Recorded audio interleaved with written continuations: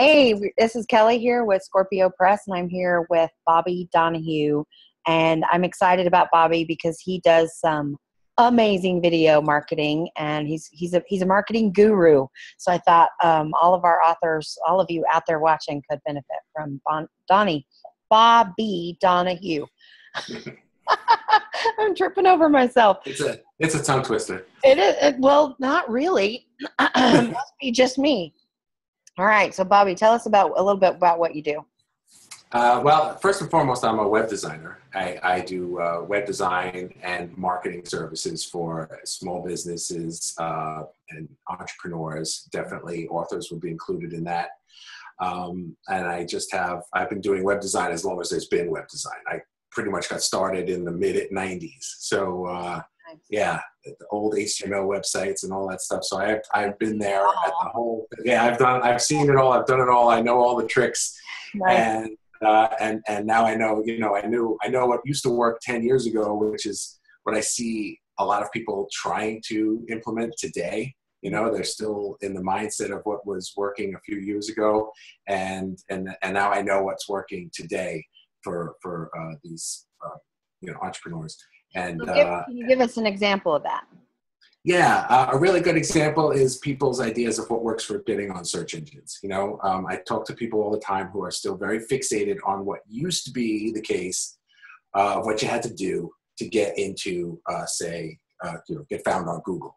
And they're very concerned about things that are maybe not completely irrelevant anymore, but definitely further down on the list of what Google cares about. And that's because Google began caring more about what Google users care about than what Google itself cared about. It used to be all about keywords. It used to be about the description and the tags and all that stuff. And now it's more about make sure you're making good stuff that people want to read and look at, because that's what the people who use Google are looking for. Okay. So if you're not making stuff that they want to see, then Google doesn't want to show your website. It's as simple as that. Okay. That's first and foremost. The others are mobile friendly and modern code. They don't want to show old sites, and they don't want to show anything that's not mobile ready. Got it. Yeah, I see the mobile ready thing as a huge thing. If you're not mobile ready, you're losing. Absolutely. And you're saying that translates to even your search engine rank if it's not mobile ready. Well, mobile ready especially, because Google won't even show you in search engine results at all. Okay. On mobile devices if your website is not mobile ready. All right. Good piece of information. I had heard that from somebody else, and I wanted to, I was curious. That's been the case for a little over a year now. Okay. Awesome to know. So if you didn't hear that clearly, let me reframe it for you. If your website is not mobile friendly, if it's not mobile ready, then it won't even show up if someone's searching on their phone or their iPad. Is that correct? I think it might just be on phones. They might still work on iPads, but depending on your browser. But see, Google woke up one day and just announced this, and that was it. It wasn't like this is coming someday. They just announced it. That's how it is. I have been warning my clients and anyone that will listen that the day will come when they're going to say, if your site's not mobile ready, you will not be found anywhere. Yeah. We're just not going to show you. If your site's not to this particular standard that we are now seeing that's what everybody expects, we're not going to show your site at all. Okay. They've done it once, they'll do it twice, they'll do it again. At least that's my opinion. I'm pretty sure they will. Yeah, I'm pretty sure they will too. It's the same way when I talk to authors who want to do all of their business building, all their contact relationship building on Facebook. And I say, that's great. You also need to be building a newsletter list, because there will come a day when Facebook realizes that your group has, 5,000 to 10,000 members. There is coming a day where they're going to charge you for accessing that for your business. Oh yeah. And they can shut you out. I mean, I had a real pretty high profile client last week who was shut completely out of her Facebook. It's been 6 days and she can't get back in there. Somebody reported her for something, and it could have been a bot, or who knows who reported her. She doesn't do anything even remotely fringe. But she's still out of her Facebook, and she has to wait for the Facebook gods to decide she can have it back. And it was a really difficult lesson for her that she needs a newsletter list as well as. Yeah, your marketing really has to be centralized in your own website with your own. So that you own it. Exactly. You have to own it. Yeah. It's Because great to you use don't them on own. tools to build Yeah. it, but you've got to find a way to bring them over to the thing that you own. Yeah. Otherwise, you're absolutely right. Yep. They could shut you out for some reason. They go out of business. Yeah. There's no guarantees that they're going to be around tomorrow. They might say, oh, we're doing something new now. We're not doing this anymore. We're shutting that down. Effective this date. Now you have 30 days to figure out how to take your 5,000 people and get them. Yep, exactly. Yep. It's frustrating. It's not cheap to do when you're put on a timeline like that. I mean, there are a million reasons that you don't own what's on Facebook. I mean, you don't at all. You don't own any of it. No, they could take your videos down, your photographs, your contacts. It could go away in the blink of an eye. And I don't want to be fatalistic about it, but that's just the reality. And I think you're well informed and best off if you just prepare for that right off the bat. Besides, I just read a really great article from Forbes that said in terms of making a sale, you're so much more likely to do that from your newsletter list than you are from social media. I believe that. Yeah. Because when people get your things from your list, they're expecting something from you. When people go to Facebook, they might not even be thinking of you at all until there you are. And now you're just exactly. Yeah, exactly. Yep. Yep. And there is this expectation of, I want what you have when somebody makes that move over to getting on your newsletter list, or, even just signing up for updates to the website can be, one small step that you can make. And it's a bigger step for people to make than to just join a group or like a page. That's easy. You could like a page and never follow it. Never see anything and just liked it. Yeah. But just say that, yes, I will get on your email list. That is a much larger commitment. It is.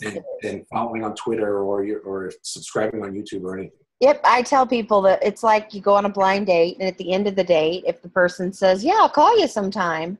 Sure. Facebook friend me or whatever. It means bye. See ya. Yeah, it means nothing. I now am friends with you. I am now unfollowing you. I never have to see you again. And you don't know it. Exactly. Versus if they say, hey, you want my number, or can I get your number? Let's talk sometime. That's a totally different message. And it's the same thing with building that newsletter list. Now, I've seen really good luck moving from, getting people into your Facebook group if you're willing to be on there every day and engage your audience every day in the group, something that you don't do anywhere else, and then move them from the group to your opt-in to your website. That can work and funnels. And that strategy seems to be working pretty well. But man, my money's still on that newsletter list. I don't think you should be avoiding it for sure. No, absolutely not. All right. So tell us what you do in particular and how you can help authors. Obviously, I give your name and website address to everybody who needs an author website, and they all need one. If you do not have an author website, you will not sell as many books. So tell us a little bit about what you do with that, and then with your marketing course and whatever else you have for us. Well, the main thing that I do is website design and then ongoing marketing services. Okay. So the website is I could give you a laundry list of features and things with websites, but really what it is anything is possible now with websites. If you see it on another website, we can build it too. It's not like that. What I am most concerned with when I am working with a client to create a website is, what is your business goal for this site? What are you expecting to have happen? We're going to build a website. Well, why? Why are we building a website? Is it just to have one? Some people only need a website so that they can refer other people to it, and it gives the credibility that you're in business. And if that's the case, then that's fine. We'll build you something that does that. Mm-hmm. Other people need to be found. The website is their central marketing hub, and they need it to be something where people will find them on search. People will find them through their social media channels. Mm-hmm. And if they're putting ads out on Facebook, or they're using Twitter, or they have videos on YouTube, everything is designed through the marketing strategies that we'll work together on to drive everybody into that website. The website becomes that central place where we want to get everybody to, no matter where they're coming from.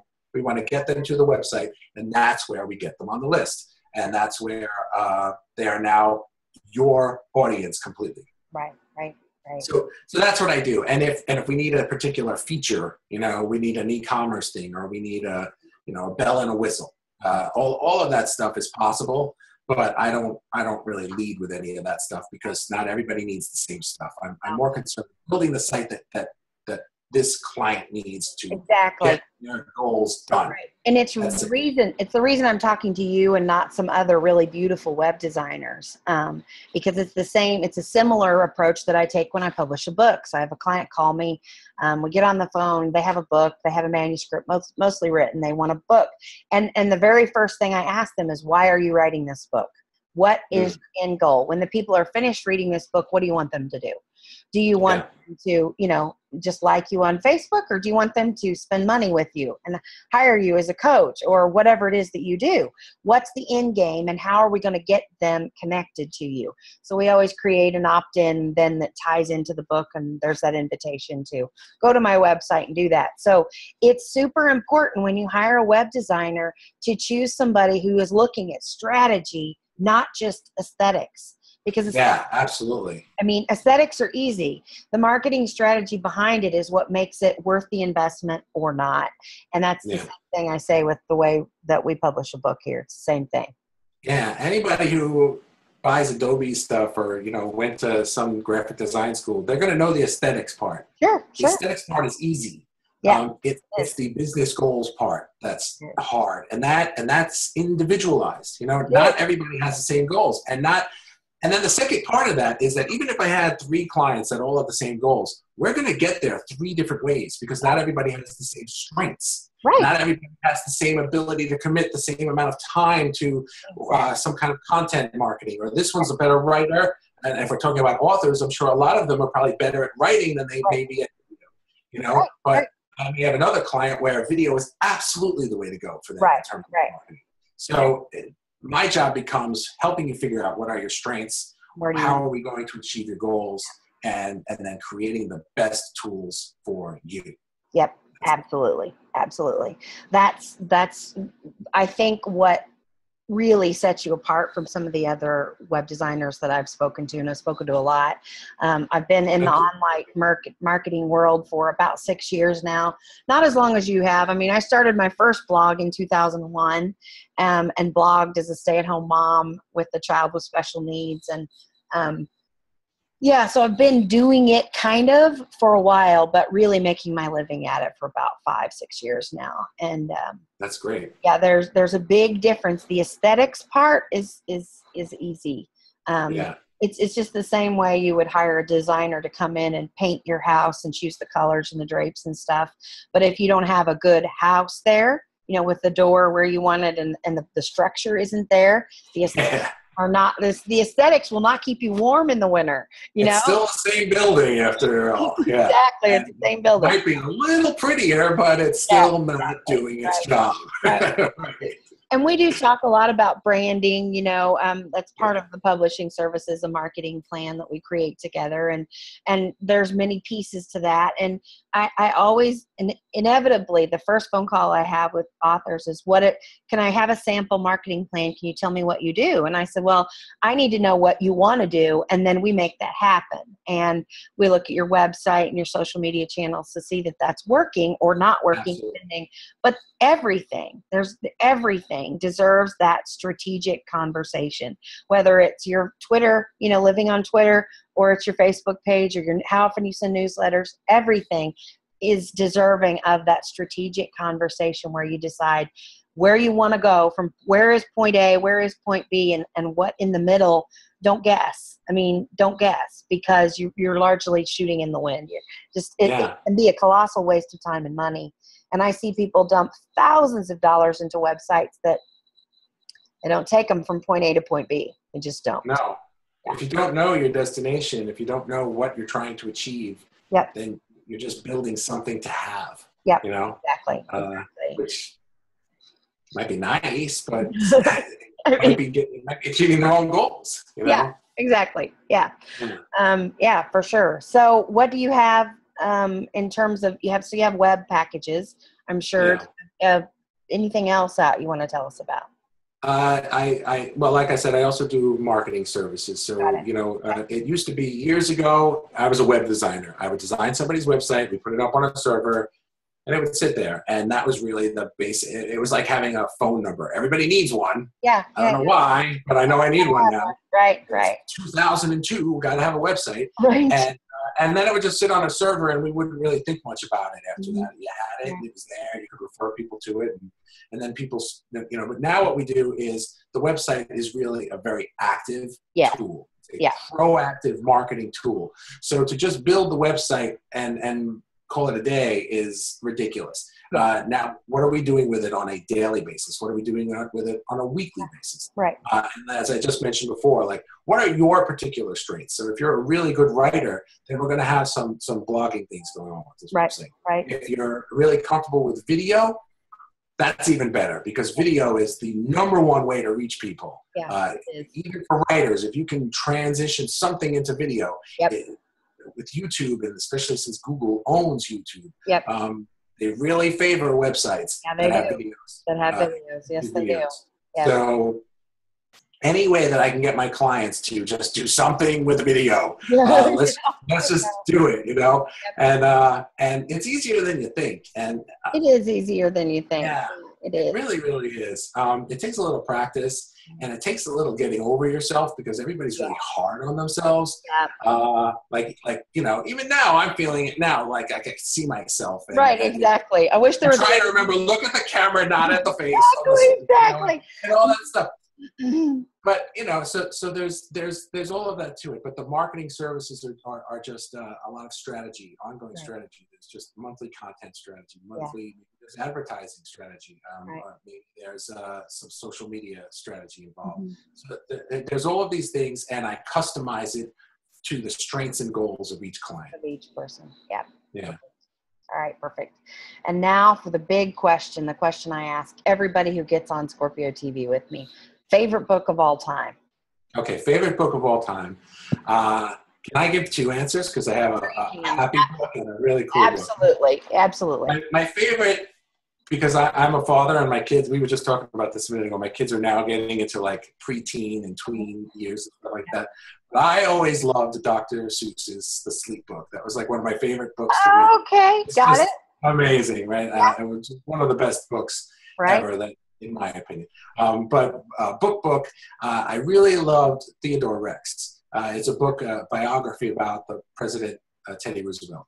And I'm really into biographies. I find that reading biographies of successful people or people who are, in my opinion, are kind of larger than life is very inspiring and enlightening to me for a couple of reasons. And this one in particular, it kind of inspires me to like think bigger than I already am. Like looking at my life, it's like I'm already a think big kind of a guy, but then I realize, wow, how can I like get bigger than this, and how can I get even bigger than that? Even bigger and even bigger.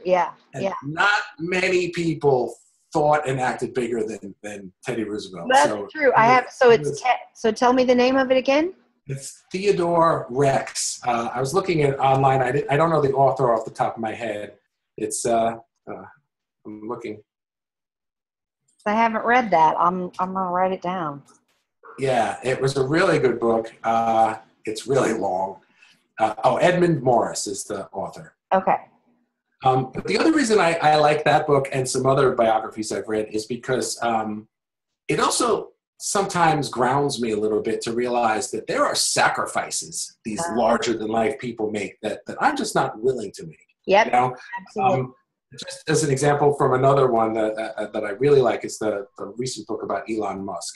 Again, sorry, I don't know the author, but he, you know who Elon Musk is, Tesla, and SpaceX, and he is just doing things in business and the world that are beyond what most people are capable of doing. Right. But when you read the book and you realize what it is he's sacrificing in his personal life. Right. And then I realized I'm not really willing to sacrifice that. Yeah. There are just a lot of personal sacrifices. Yeah, for sure. Things that are really important to me. And it's like, and it grounds me in that sense that, I think I am more successful at the things that are important to me than I sometimes realize. Right. Maybe I want my business to get to this level, but to do that, does that mean I now have to spend less time with my kids or maybe them completely? And is that okay with me? That's not happening. I'm not doing that. Right, exactly. It's not happening. Yeah. So there's that too. But Yeah, those are some books that I really, really enjoy. It reminds me of, as you're saying that, I just finished a book called The Ice Cream Queen. And it was a woman in the 50s, basically, who invented soft serve ice cream. But before, I mean, she went through horrific things. She was abandoned by her parents as an immigrant in the U.S. She got ran over by a gelato cart, by an Italian gelato cart, pulled by a horse. Yeah, right. Crushed her pelvis, broke both legs. I mean, they said she'd never walk again, and they left her at the hospital. I mean, her parents said, "We can't take care of her. We're leaving." And so, in the height of the 50s, and I mean, just incredible sacrifices that she made. And, as a woman, then she faced, her husband got all the credit. I mean, they named the business after him, and he was, not the brain because of the times, right? the times. She actually invented billboards, huge signs on the side of highways. That it was this woman's idea, and she was the first person to use that in her marketing strategy. Wow. Billboards and this many miles ahead, and she was the one that thought that idea up. And bigger people that do big things usually have a big story behind it, and oftentimes, you're right, big sacrifices. So yeah, absolutely. all right. Well, that's awesome. I'm going to put a link to your website below. And if you have any questions for Bobby, it will be on Scorpio TV on our YouTube channel, youtube.com/Scorpio TV. And if you have any questions for Bobby or me on this episode, just comment below. Be sure to like and subscribe to the channel, and we'll talk to you more next time. Thanks a lot, Bobby. Thank you. Appreciate it.